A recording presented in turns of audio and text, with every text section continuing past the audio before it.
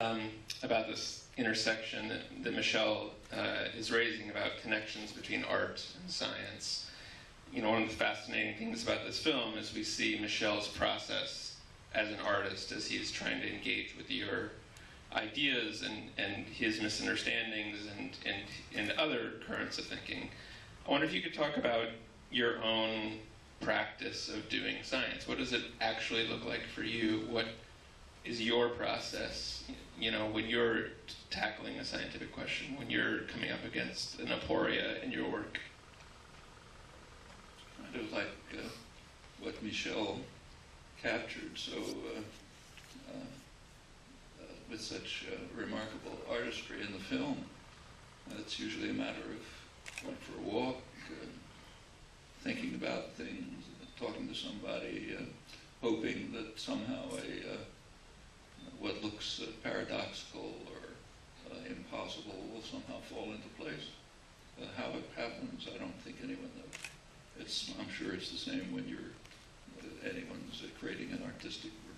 It just somehow comes.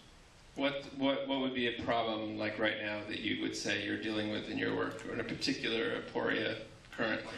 Currently? Yeah.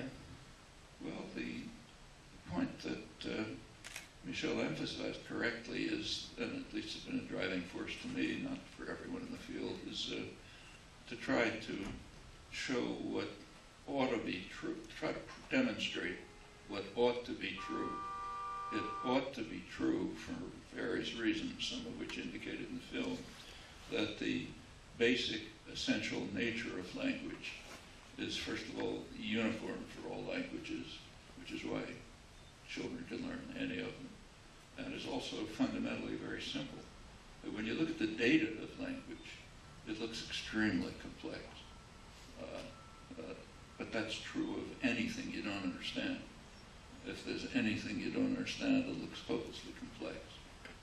The idea is to try to see if you can extricate from the complexity fundamental principles which somehow make things fall into place, which otherwise didn't make any sense, like the one principle that was mentioned at the end of the film about seeking minimal structural distance.